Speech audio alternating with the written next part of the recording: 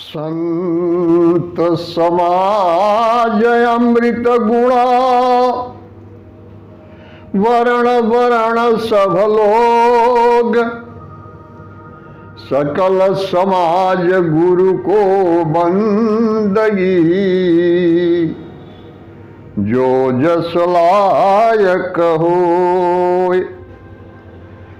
बोलिए सद्गुरुदेव की जय, परमपिता परमात्मा की जय, अवतारधारी महापुरुषों की जय।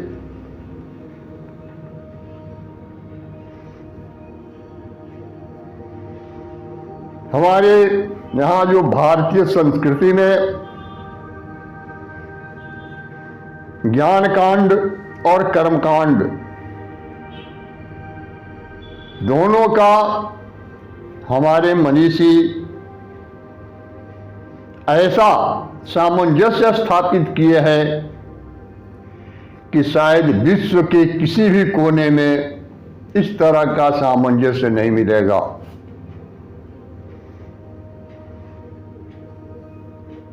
हमारे यहाँ भारतीय संस्कृति में 7 दिन का सप्ताह होता है। 7 दिन में 3 दिन सूर्य का वार है, सूर्य का दिन है, और 3 दिन चंद्रमा का है। सूर्य और चंद्रमा दो पर आधारित हमारी सारी सृष्टि है। चंद्रमा का दिन है सोमवार, बृहस्पतिवार और शुक्रवार। उसी तरीके से सूर्य का दिन है रविवार, मंगलवार और शनिवार। लेकिन एक बुधवार है, जो बुधवार को अनपढ़ औरतें भी कहती हैं कि बुधवार खाली दिन है। बुधवार को कोई नया काम नहीं करना चाहिए। क्यों? कि बुधवार बुद्धत्व प्राप्ति के लिए है। उस दिन कोई भी सांसारिक कार्य नहीं करना चाहिए। तो हफ्ते में एक दिन बुधवार गुरु के सानिध्य में जाकर के और ज्ञान प्राप्ति के लिए है कि इस दिन आप आत्मचिंतन करें गुरु के निर्देशानुसार, और गुरु के शरण में रह करके यथार्थ का बोध करें। ठीक उसी तरीके से वर्ष में 8 महीना कर्मकांड के लिए रख दिया गया, लेकिन 4 महीना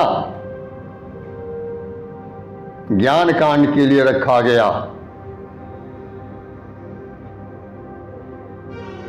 आषाढ़ शुक्ल पक्ष एकादशी से कार्तिक शुक्ल पक्ष एकादशी तक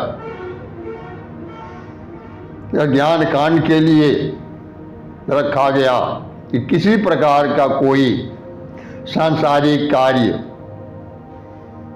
चाहे शादी विवाह हो या कोई भी उत्सव हो, कोई नया काम करना हो, इस 4 महीने में नहीं होगा, बल्कि 4 महीना समय रखा गया है कि गुरु के सानिध्य में रह करके और ज्ञान अर्जन करें।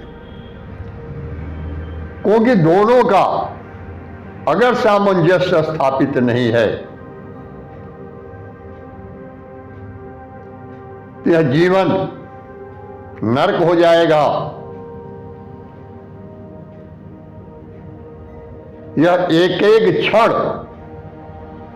व्यतीत करना मुश्किल हो जाएगा, कठिन हो जाएगा, और जहां भी जाएंगे हमें असफलता हासिल होगी।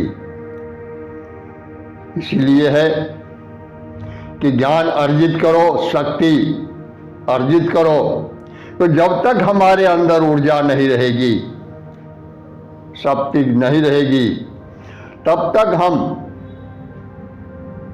कोई भी कार्य सुचारू ढंग से संपन्न नहीं कर सकते।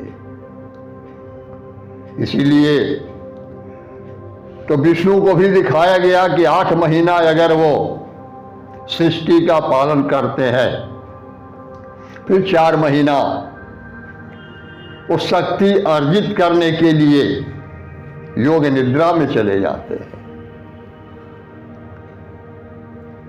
और इसके साथ ही हमारे यहां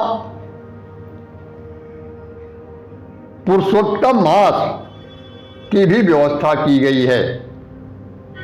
हमारे मनीषी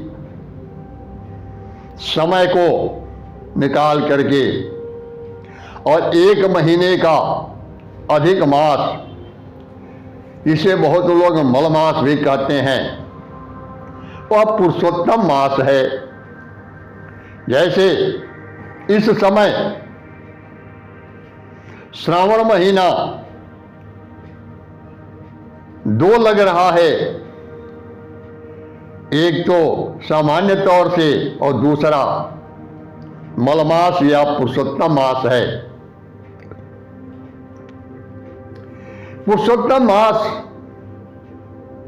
का अभिप्राय है वह महीना जिसमें हम उत्तम पुरुष को जानने के लिए व्रत धारण करें कि आखिर उत्तम पुरुष क्या है। व्याकरण में हमारे यहां अन्य पुरुष, मध्यम पुरुष और उत्तम पुरुष 3 पुरुष बताए गए हैं। उत्तम पुरुष मैं तत्व को ही उत्तम पुरुष कहा जाता है। अन्य पुरुष वह वे सब जो अन्य हैं, जिनके बारे में हम इंद्रियों के माध्यम से, ज्ञानेंद्रियों के माध्यम से हम जानते हैं, उनसे हमारा कोई साक्षात्कार नहीं है। मध्यम पुरुष उसको कहते हैं जो आमने सामने हैं, तुम सब, तुम दोनों। लेकिन उत्तम पुरुष मैं।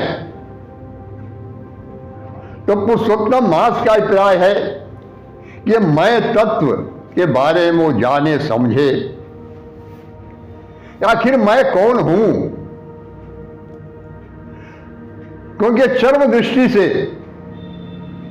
जो कुछ भी सृष्टि के अंदर दिखाई देता है, इसमें कुछ भी हमारा नहीं है।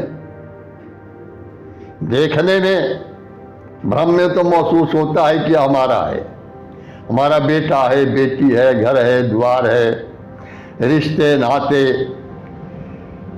जब से होश संभाला और जब तक ये श्वास चलता है, मेरा मेरा मेरा मेरा करता रहता है।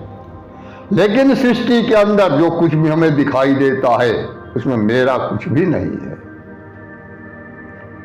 सब क्षण मात्र के लिए है, तभी तक के लिए जब तक ये श्वास चल रहा है। और इसी मेरा में मैं भूल गया। यह मालूम कैसे होगा कि मैं कौन हूं? इसके लिए दिखाया गया है यह सारा संसार ही एक रंगमंच है और सृष्टि के जितने भी जीव हैं इस रंगमंच पर अपना अपना अभिनय करते हैं। यहां तक कि पशु पक्षी, कीट पतंगा, पेड़ पौधे भी अभिनय करते हैं अपने अपने क्षमता और योग्यता के मुताबिक। लेकिन सबका निदेशक एक है और वह है सद्गुरु परमेश्वर। सद्गुरु परमेश्वर जानता है हमारे बारे में कि मैं कौन हूं, लेकिन मैं अभिनय करते करते, क्योंकि सफल अभिनेता वही माना जाता है इस सृष्टि के अंदर जो रंगमंच पर अपने आप को भूल जाए कि मैं कौन हूं। और जब तक अपने आप को भूलेगा नहीं तब तक वह अभिनय नहीं कर सकता।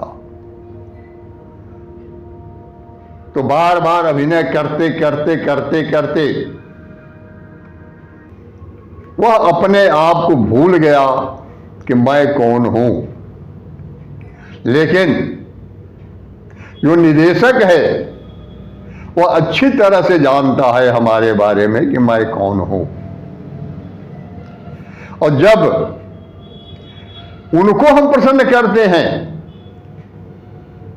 जब सद्गुरु परमेश्वर की कृपा हमारे ऊपर होती है, तभी जाकर के हमें यथार्थ का बोध होता है। इस मन माया के बनाए गए इंद्रजाल से मुक्ति मिलती है और तब जाकर के हम अपने आप को पहचान सकते हैं कि मैं कौन हूं। तो यह जो पुरुषोत्तम मास है, पुरुषोत्तम मास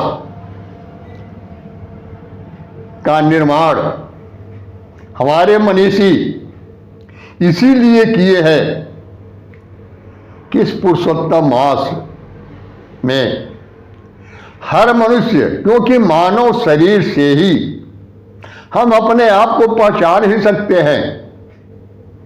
84 लाख योनियां बनाई गई है, लेकिन 84 लाख योनियों में कोई योनि ऐसा नहीं है जिसके माध्यम से हम अपने आप को पहचान सके।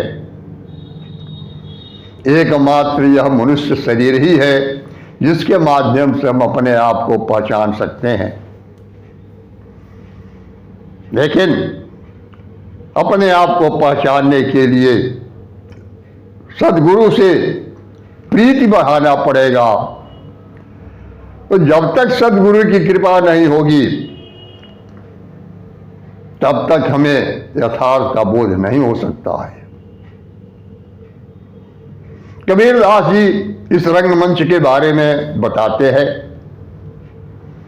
कहते हैं कि सुभान तेरी कुदरत, सुभान तेरी कुदरत की कुर्बान हो, सुभान तेरी कुदरत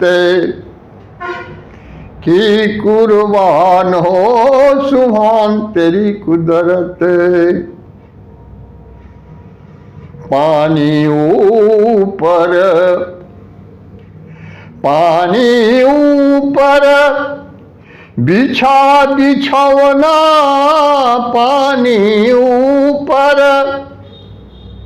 बिछा बिछौना, तंबू तना आसमान हो, सुभान तेरी कुदरत की कुर्बान हो, सुभान तेरी कुदरत। इस रंगमंच पर पानी के ऊपर या पृथ्वी रूपी बिछौना बिछाया गया है और आसमान या तंबू के रूप में है। तंबू तना हुआ है आसमान का, आकाश का, और रोशनी प्रदान करने के लिए कहते हैं कि चांद सूरज दो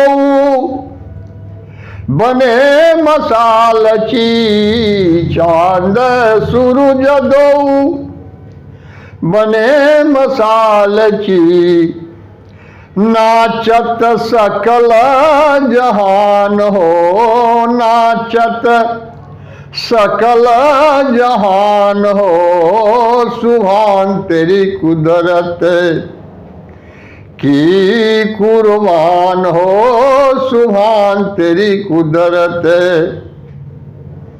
संपूर्ण सृष्टि ही अभिनय कर रही है, संपूर्ण सृष्टि नाच रही है। जब तक नौजवान हैं नाचते हैं, और जब वृद्ध हो जाते हैं तो नाचने की कला सिखाते हैं।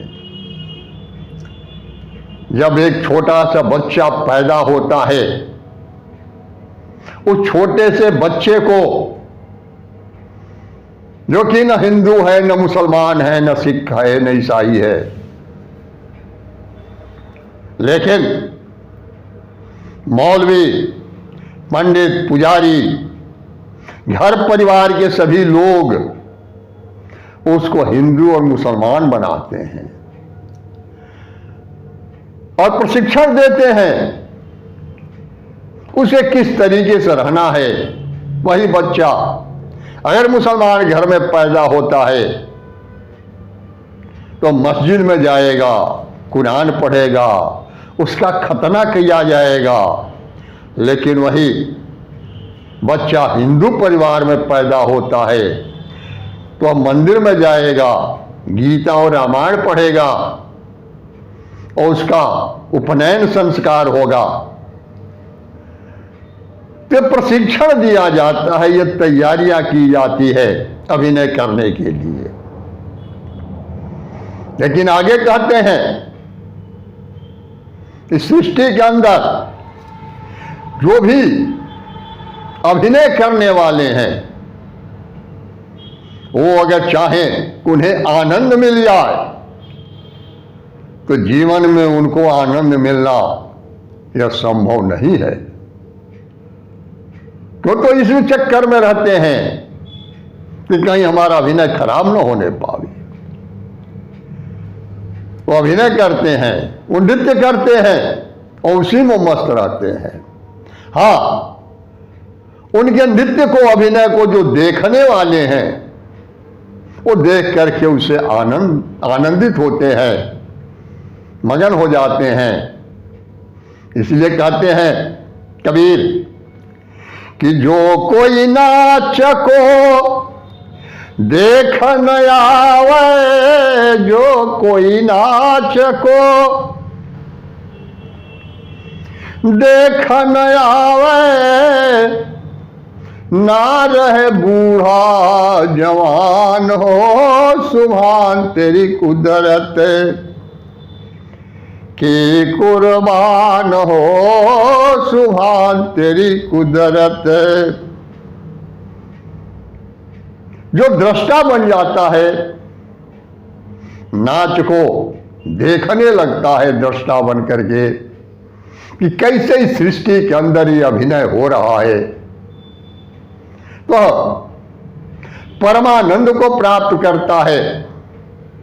और वह न तो बूढ़ा होता है और न नौजवान होता है, क्योंकि नौजवान है तब तो वह नाच रहा है, अभिनय करता है। बूढ़ा है तो प्रशिक्षण देता है। लेकिन वही अगर एक बालक रूप में है तो बालक और किसी को सृष्टि में पहचानता नहीं है, उसके पास वाणी नहीं है, वह दृष्टा के रूप में केवल देखता है। भूख लगती है रोता है, पेशाब पैखाना होता है रोता है। रोने और हंसने के सिवाय दूसरा कुछ भी वह नहीं जानता और वह परम आनंद को प्राप्त करता है।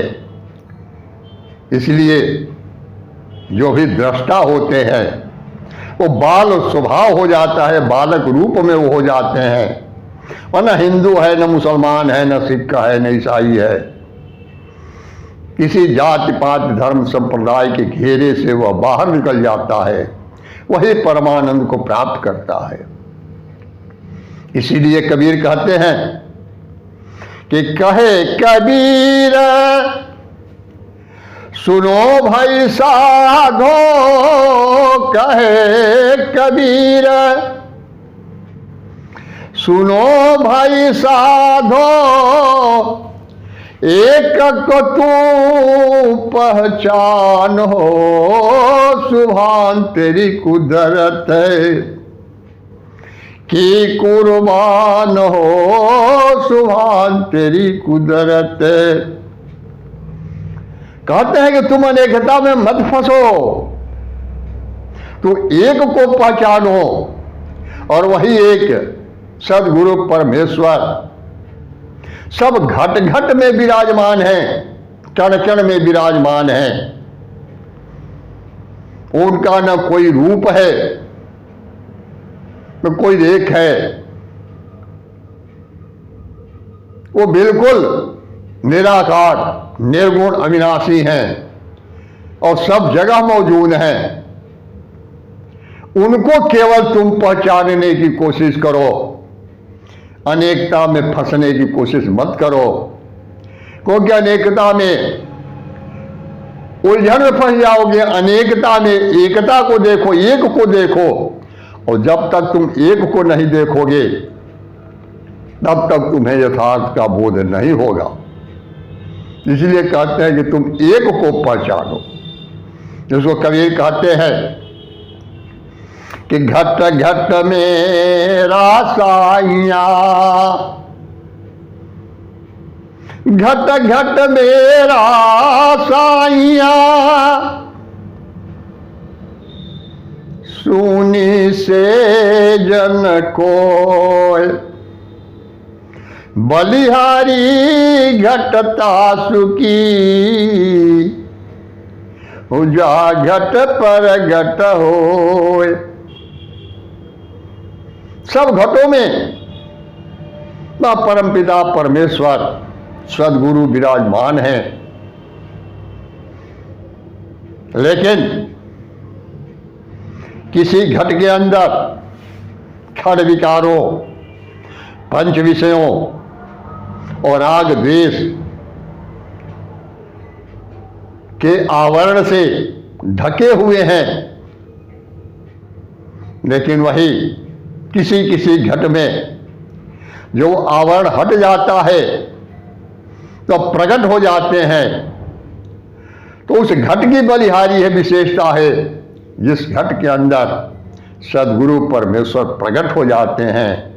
इसलिए तुम एक सदगुरु परमेश्वर को देखो, उनके अलावा दूसरा कोई तुम्हें यथार्थ का बोध नहीं करा सकता, और उन्हीं के माध्यम से तुम अपने आप को पहचान सकते हो कि मैं कौन हूं। और यह पुरुषोत्तम मास की सफलता इसी पर निर्भर करती है। यह व्रत, क्योंकि व्रत का मतलब ही होता है दृढ़ संकल्प। जैसे सत्यनारायण व्रत है, सत्यनारायण व्रत क्या है?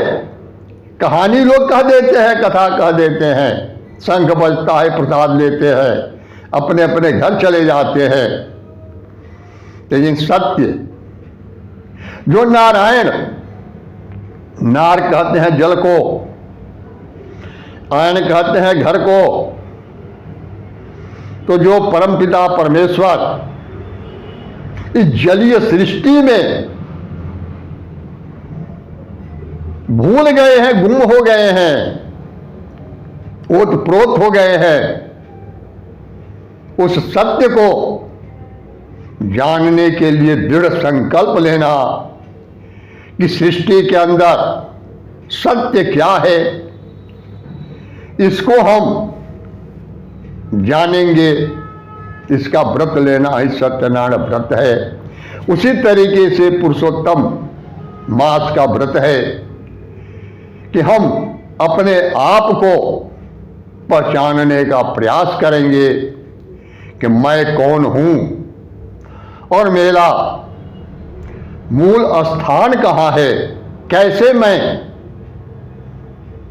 इस सृष्टि के अंदर आकर आवागमन के दलदल में फंस गया। बोलिए सद्गुरुदेव की जय। परमपिता परमात्मा की जय। अवतारधारी महापुरुषों की जय। ज्ञानी को, ध्यानी को, गुप्त को, प्रकट को, सकल संत समाज को सत्य नाम साहिब।